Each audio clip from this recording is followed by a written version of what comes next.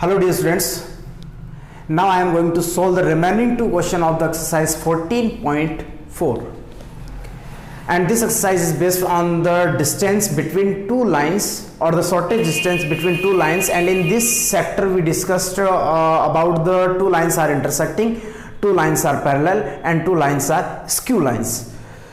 तो मैंने formulas explain कर दिया था, कॉन्सेप्ट एक्सप्लेन कर दिया था, अब मैंने दो क्वेश्चन भी एक्सप्लेन कर दिए थे. Third and fourth questions are remaining and now I am explaining one by one. So the given third question is, try to understand the question statement of the question is very easy and the solution is also easy. Question is, find the foot of perpendicular drawn from a point 2 3 4, means a point is given whose coordinates are 2 3 and 4. वहां से एक line है, straight line.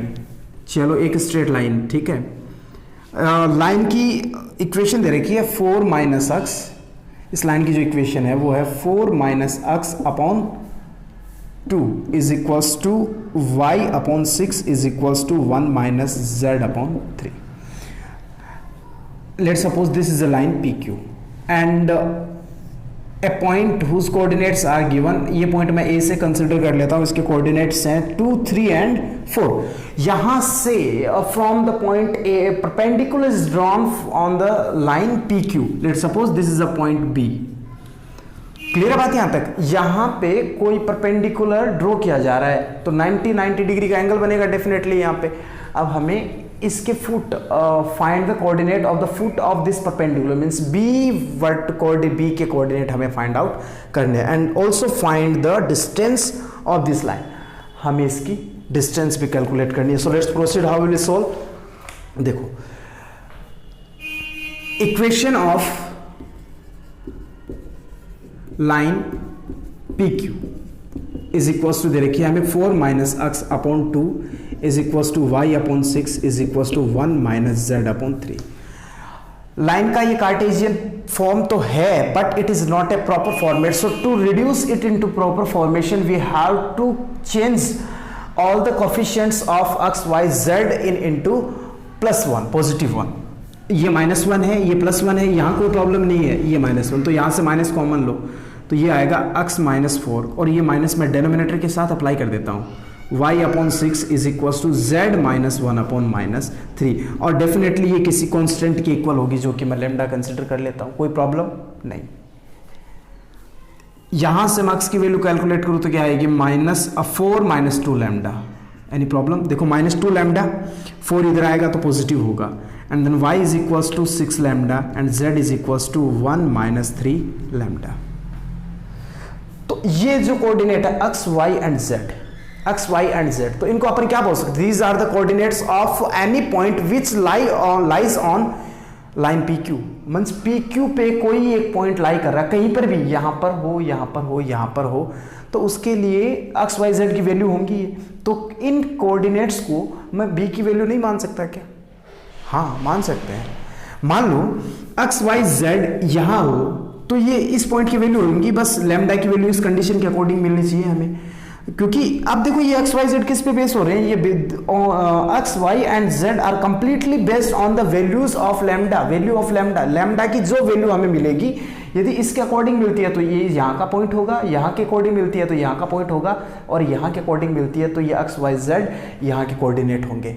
बात समझ में आ रही है मैं क्या बोल रहा हूँ? तो मैं ये मान लेता हूँ, लेट बी ये जो कोऑर्डिनेट है एक्स वाई जेड, तो कोऑर्डिनेट ऑफ पॉइंट बी, नीचे स्पेस है क्या? है. कोऑर्डिनेट ऑफ पॉइंट बी के होंगे, पहला हो गया 4 - 2x, second 2 lambda, second 6 lambda and third 1 - 3 lambda. Clear है ना? यहां तक कोई प्रॉब्लम नहीं है? दिखाई तो दे रहा ना? हाँ दिख रहा है. तो ये स्टेटमेंट बना अपने पास, coordinate of the point B के हमें कोऑर्डिनेट मिल गए. क्लियर है? अब कोड हम क्या कैलकुलेट कर रहे हैं एक्चुअली? देखो माइंड में एक सेटअप तो तैयार हुआ होगा कि हमें क्या करना चाहिए. जैसे अपन up to the 11th 10th standard जब जितने भी पीछे क्वेश्चंस किए हैं तो हमें ये आइडिया होता था कि एक्चुअली में हमें करना क्या होता. लाइन कार्टेशियन फॉर्म में कन्वर्ट करनी होती है, x -x1 upon a1 is equals to y -1, तो वो फॉर्मूलाज होते. तो यहाँ अपन क्या करें? ये दे रखा है A B is perpendicular to B Q, A B is perpendicular. देखो क्लियरली दे रखा है, परपेंडिकुलर का केस दे रखा है। तो परपेंडिकुलरिटी में हमें ये पता है कि A1 into A2, A1 A2 क्या है, direction ratios of both of the lines. A1 A2, A1 B1 C1 are the direction ratio of the first line, A2 B2 C3 are the direction ratios of the second line. तो ये हमारे क्या हो गए, direction ratios हो गए। तो हमें इनके जो प्रोडक्ट्स होते हैं A1 A2 plus B1 B2 plus C1 C2 will be equals to 0, कब, जब दोनों लाइन आपकी क्या होंगी, परपेंडिकुलर। क्लियर। तो यहां पे हमें दे रखा है here AB is perpendicular to PQ, then A1 A2 plus B1 B2 plus C1 C2 is equals to 0. A1 A2 plus B1 B2 plus C1 C2 is equals to 0. Let's suppose it is the equation number first. अब बात ये कि A1 A2 B1 B2 और C1 C2 लाएं कहाँ से, what is the values of all these variables, इनकी value क्या होंगे। तो डायरेक्शन रेशियो के लिए मैंने बिगनिंग की क्लासेस में कहा था, डायरेक्शन रेशियोज होती है x2 माइनस x1 और x1 माइनस x2, इसको ज़्यादा प्रायोरिटी दी जाती है। बात नहीं समझ में आई? देखो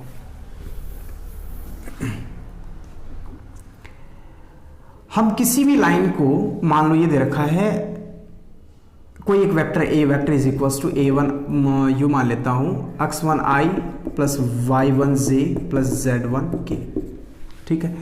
या फिर ऐसे मान लो कोई लाइन है तो जो 2 पॉइंट से पास हो रही है, तो उसके कोऑर्डिनेट क्या होंगे, x minus x1 upon x2 minus x1, i plus y minus y1, y2 minus y1, j z minus z1 and z2, sorry ये i j के नहीं आएंगे, कार्टेशियन इक्वेशन की बात कर रहा हूं मैं, z2 माइनस z1, ठीक है। अब थोड़ा ध्यान से देखना, यहां से हमें क्या मिलता है, direction cosine, direction cosine, direction cosine, और ये किसके इक्वल होता है, लैम्डा के इक्वल होता है, लैम्डा के इक्वल होता है। ये क्या होता है, डायरेक्शन कोसाइन। तो इसको इधर ले जाऊं तो x minus x1 is equals to lambda x2 minus x1। तो इस वैल्यू को इस वैल्यू को इस वैल्यू को इक्वल करने के लिए मैं इसको किससे डिवाइड करूँ, x2 माइनस x1 से तो डिवाइड करूंगा। तो यही तो होता है कि भाई किसी डायरेक्शन कोसाइन को किसी एक पर्टिकुलर ऐसे नंबर से डिवाइड किया जाए कि आपकी वैल्यूज़ क्या होती है, वो सभी वैल्यूज़ एक दूसरे के प्रोपोर्शनल हो जाए, मतलब एक हमें प्योर वैल्यू मिल जाए। तो वो सिचुएशन क्या होगी, x2 माइनस x1 से डिवाइड होगा, ये y2 माइनस y1 से, और ये z2 माइनस z1 से, और यही क्या होते हैं, डायरेक्शन रेशियोज। क्लियर है बात यहाँ तक? तो मैं इसको हटा रहा हूँ, और इस लाइन के तो डायरेक्शन रेशियो सामने ही है ना, ये जो डिनोमिनेटर में होते हैं वो डायरेक्शन रेशियो जो होते हैं इसके, ठीक है। ये एक्चुअली में ये लाइन इसके पैरेलल है, 2i plus 6j plus 3k, और ये जो हैं वो इस वेक्टर के डायरेक्शन रेशियोज होंगे। तो ये पैरेललिज्म का केस है, तो ये इसके जो रेशियोज होंगे वो इसके होंगे, ठीक है यहाँ तक, और वो डिनोमिनेटर में होते हैं। अब हमें इसके लिए कैलकुलेट करना है, तो direction ratios of line PQ पहले लिखता हूँ, चलो AB के लिए लेता हूँ, direction ratios of line AB x2 minus, तो मैं इसको A1 से डिनोट कर लेता हूँ, is equals to first ratio is A1 which is equals to x2 minus x1।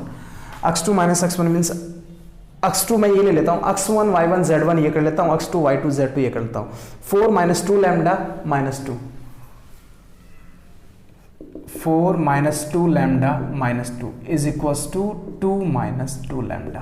तो ये वैल्यू आई A1। B1 is equals to y2 minus y1, तो होगा 6 lambda minus 3, 6 lambda minus 3, it means B1 ये हो गया। C1 is equals to Z2 minus Z1, Z2 क्या है, 1 minus 3 lambda minus 4, 1 minus 3 lambda minus 4, result आया minus 3 lambda. I hope so you understood still here। अब देखो ये A1 B1 C2। अब बात करते हैं direction ratios of line PQ। PQ के डायरेक्शन रेशियोज क्या होंगे, तो PQ के तो ये रहे आपके पास -2 6 एंड -3, माइनस, क्योंकि यहाँ से नहीं मिलेंगे, वो ध्यान नहीं दिया मैंने उस टाइम पे, यहाँ से मिलेंगे क्योंकि प्रॉपर फॉर्मेट ये है। तो A2 आपके पास क्या रहा, A2 is equals to -2, B2 is equals to 6 and C2 is equals to -3. Now applying all the values in equation number first. From equation first, A1 is 2 minus 2 lambda, 2 minus 2 lambda into A2 minus 2 plus B1 is 6 lambda minus 3 into 6, B2 ये रहा। और अब minus से होगा तो plus minus minus कर दूँ, 3 से हो माइनस 3 से होगा, और किसको इससे करना, minus three lambda is equals to 0 open the whole braces minus 4 plus 4 lambda 36 lambda minus 18 plus 9 lambda is equals to 0। तो रिजल्ट क्या मिला, 36 40 49 लैम्डा माइनस 4 माइनस 22 में से 9 तो 13 is equals to 0।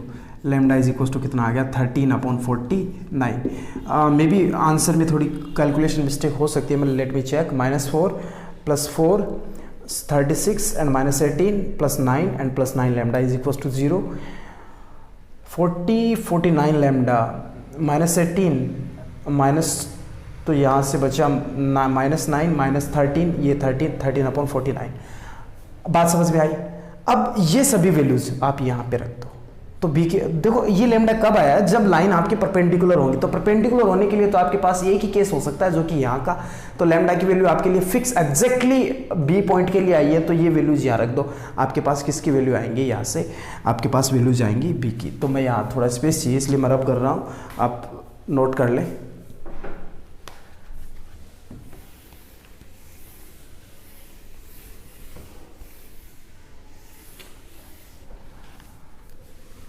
So the coordinates of किसके coordinate of point B, पहला coordinate 4 - 2 × 13/49 is equals to, इसको x2 बोल रहे हैं ना अपन, x2 is equals to, because चलो ये लिख देता हूं यहाँ पे x2 y2 एंड z2, अब इजीली क्लियर हो जाएगा। तो ये कितना आएगा, 4 - 26/49, एलसीएम 49 40 50 98 का डबल 196 - 26/49 इज इक्वल्स टू 170/49। ठीक है। Second y2 is equals to 6 lambda 6 × 13/49 कितना आएगा, 78/49। नहीं, हाँ सही है। And z2 is equals to 1 - 3 × lambda is 13/49 and this 1 - 39/49 is equals to 10/49। तो ये पॉइंट आ गए आपके पास। कौन कौन से आए हैं, 170/49, एक बार चेक कर लेना कैलकुलेशन, कॉमा 78/49, 10/49, ये बी के कोऑर्डिनेट आए। तो ये तो इसके फुट के कोऑर्डिनेट्स आ गए। First part we have solved, what will be the coordinate of the foot of this perpendicular, so these are I have already mentioned. अब हमें क्या चाहिए next, the distance of this line. हमें ये distance चाहिए A to B तक। तो distance, length of A B, formula length distance का फॉर्मूला 10th स्टैंडर्ड में x2 - x1 whole square plus y2 - y1 whole square, third coordinate होगा तो z2 - z1 whole square. Clear है ना। अब ये वैल्यूज रखनी है, 170/49 -2, ये यहाँ से और यहाँ से whole square plus 78/49 -3 whole square plus 10/49 -4 whole square. अब इसको एलसीएम लेके सिंप्लीफाई करना है, 49 को बाहर ले लेना। तो ये देखो मैं बाहर लेता हूँ, 1/49 क्या क्या बनेगा, क्योंकि 49 का स्क्वायर था बाहर आ गया, 170 - 98 होल स्क्वायर प्लस 78 माइनस ये कितना आएगा, 98 प्लस 138 प्लस 9 147। रिजल्ट तो पॉजिटिव हो जाएगा, 10 माइनस 196 होल स्क्वायर। अब आपको इसमें माइनस करके होल स्क्वायर करना है, इसका माइनस करके स्क्वायर कर दो, इसका माइनस करके स्क्वायर कर दो, सबको प्लस कर दो, अंडर रूट हो सकता है तो कर लो वरना छोड़ दो जो भी है, और लास्ट में यूनिट लिख देना, क्योंकि लेंथ है तो किसी पर्टिकुलर कोई ना कोई यूनिट जरूर होगी। समझ में आई बात यहाँ तक। अब एक क्वेश्चन और बचा है, question number 4।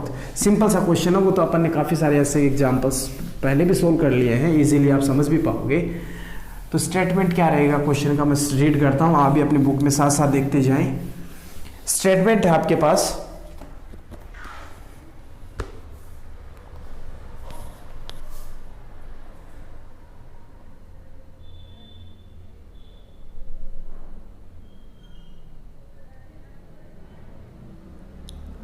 Find the vector equation of a line passes through a line. हमें क्या कैलकुलेट करना, find the vector equation of a line. हमें एक लाइन की वेक्टर इक्वेशन डिराइव करनी है, फाइंड आउट करनी है।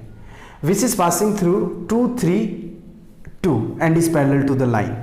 देखो क्वेश्चन का स्टेटमेंट ये है, the required line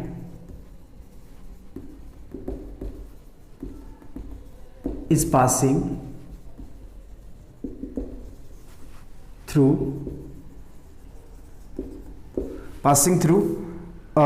2 3 and 2 and parallel to किसके पैरेलल है, vector r is equals to -2i plus 3j plus mu दे रखा है यहाँ पे 2i माइनस 3j प्लस 6, और हमें इस लाइन की इक्वेशन फाइंड आउट कर दी। तो ये अपन ने काफी पहले किया था, मतलब ये लाइन, ये भी एक लाइन की equation, this is also equation of a line and this line is parallel to this vector. तो ये लाइन इस वेक्टर के पैरेलल होगी, तो जो रिक्वायर्ड लाइन है वो भी तो इस वेक्टर के पैरेलल होगी। और ये अपन ने फॉर्मूला ऑलरेडी डिस्कस कर लिया है कि find equation of a line which is passing through a certain point and parallel to a given vector, then formula is x minus x1 upon a1 is equals to y minus y1 upon b1 is equals to z minus z1 upon c1, या फिर a1 b1 c1 को आप abc से भी replace कर सकते हो, कोई प्रॉब्लम नहीं है। तो ये तो ए बी सी की वैल्यू रही, x1 y1 z1 की वैल्यू यहाँ से मिली। क्लियर है बात यहाँ तक। सो द रिक्वायर्ड अपन बात पहले तो इसको कैसे भी कर लो, मैं डायरेक्टली कर रहा हूँ, आप प्रोसेस को आप खुद से फॉलो कर लेना। x माइनस टू या फिर हमें वेक्टर इक्वेशन चाहिए ना, कार्टेशियन नहीं चाहिए, तो उसकी इक्वेशन होगी r is equals to formula क्या रहता है, a plus lambda b। Lambda यहाँ पे अपन लैम्डा यूज लेंगे क्योंकि म्यू ऑलरेडी यूज में आ चुका है। a क्या होता है, a is a position vector of a vector from which the line is passing. बात समझ में आई ना, a उस पॉइंट का पोजीशन वेक्टर होता है जहां से आपकी लाइन पास हो रही है, and vector b is the position vector of a vector eight for which the line is parallel. Means vector b उस पॉइंट का पोजीशन वेक्टर होता है जिसके पैरेलल आपकी लाइन है, तो ये लाइन इसके पैरेलल होगी, लैंग्वेज में लिख लेना आप। Then r vector is equals to a vector का मतलब कितना हुआ, 2i 3j 2k, 2i plus 3j plus 2k plus lambda as it is 2i minus 3j plus 6k। Clear हो गया होगा शायद। तो यही बस इतना सा अपना एक्सरसाइज 14.4 था, and finally we have solved all the questions one by one, and I hope so you understood each and every question and with the every step also. So pause this and note it down, and in the next video we'll start a new exercise with the new concept. So enjoy your online classes, your online study.